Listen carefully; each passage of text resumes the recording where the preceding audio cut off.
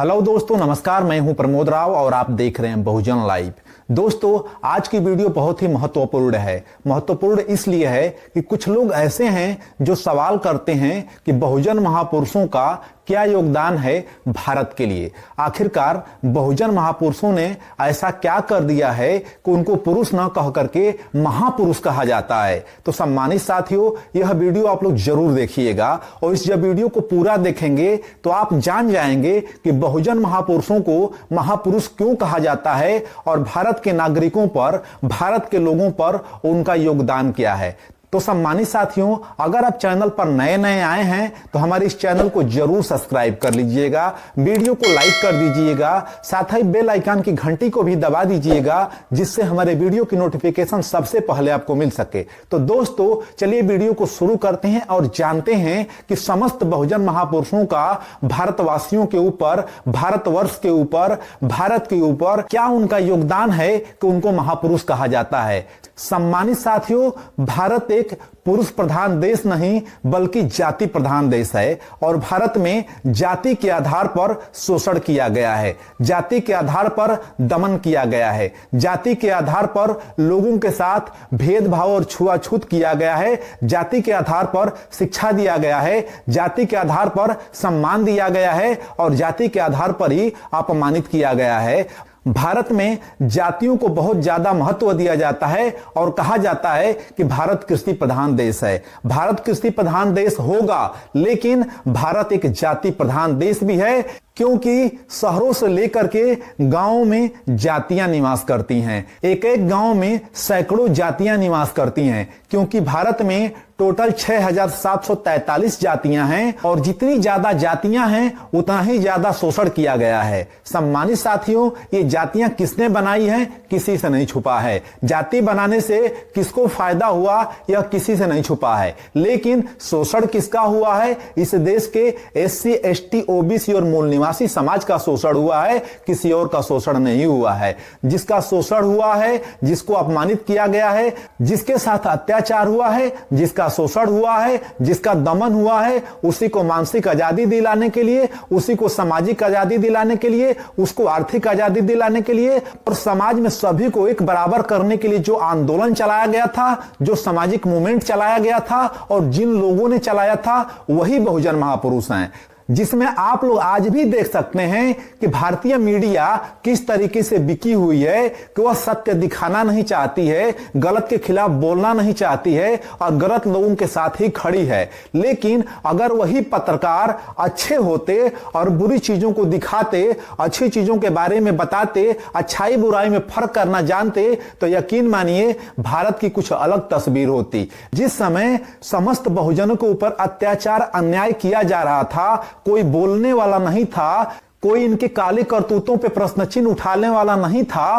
उस समय समस्त बहुजन महापुरुषों ने, चाहे वह कबीरदास हो, चाहे वह रैदास जी हो, चाहे वह ज्योतिबा फूले जी हो, चाहे माता सावित्रीबाई फूले हो, या तमाम जो बहुजन महापुरुष है, हमारे परम पूज्य बाबा साहब अम्बेडकर हो, पेरियार रामास्वामी नायकर जी हो, समस्त बहुजन महापुरुषों ने इन मनुवादियों के खिलाफ सवाल उठाया था। इन मनुवादियों के ढोंग और पाखंडों की पोल खोलने का काम किया था। जो मनुवादी इस देश के दलितों, शोषितों, पीड़ितों के ऊपर अत्याचार, अन्याय कर रहे थे, उनका पर्दाफाश करने के लिए इन सभी बहुजन महापुरुषों ने एड़ी से चोटी तक का जोर लगा दिया था और इनको नंगा कर दिया था। दोस्तों, जिस तरीके से मैं भारतीय मीडिया का एग्जाम्पल आप लोगों को उदाहरण दे रहा था कि यह सवाल पूछने का काम नहीं कर रही है, तो हमारे समस्त बहुजन महापुरुषों ने इन मनुवादियों, पाखंडियों से सवाल पूछने का काम किया था। एक तौर से कहिए तो पत्रकार का काम किया था। इनकी जो भी काली करतूतें थी खोल करके हमारे और आपके सामने रख दिया था।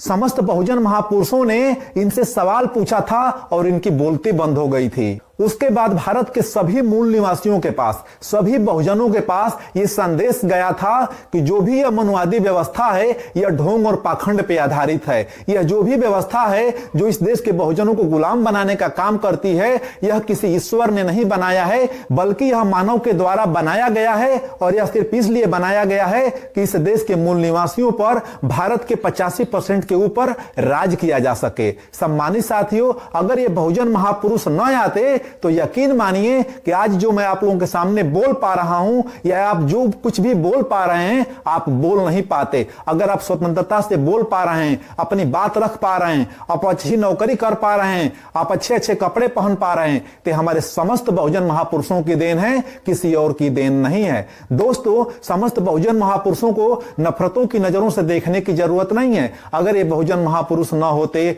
तो यकीन मानिए कि आज भी हम जानवरों से बदतर जीवन जी रहे होते। अगर हम अच्छा जीवन जी पा रहे हैं तो ये हमारे समस्त बहुजन महापुरुषों की देन है। आप आज कल्पना कीजिए कि आपको स्कूल में प्रवेश वर्जित कर दिया जाए, आपको धन रखने से रोक दिया जाए, आपको घर से बाहर निकलने से रोक दिया जाए, आपके गले में हार्डी लटका दिया जाए, आपके कमर में झाड़ू बांध दिया जाए और आपको सामाजिक रूप से इतना बैन कर दिया जाए, आपको सार्वजनिक कुओं पर पानी पीने से रोक दिया जाए, तो आप सोचिए कि आपकी स्थिति परिस्थिति क्या हो जाएगी। अगर इतना भी नहीं होता है और आपकी पिछली स्थितियों को समझना है तो आप एक दिन, सिर्फ एक दिन अपने गले में हाड़ी और कमर में झाड़ू बांध करके एक मार्केट में घूम करके चले आइए। आपको सामाजिक स्थिति का पता चल जाएगा कि हमारे बहुजन महापुरुषों ने कितना बड़ा काम किया है। क्योंकि हमारा समस्त बहुजन समाज किस तरीके से मानसिक और शारीरिक रूप से गुलाम था, उस गुलामी से आजादी दिलाने का जो काम किया हमारे बहुजन महापुरुषों ने, तो वह हमारे लिए पूजनीय है।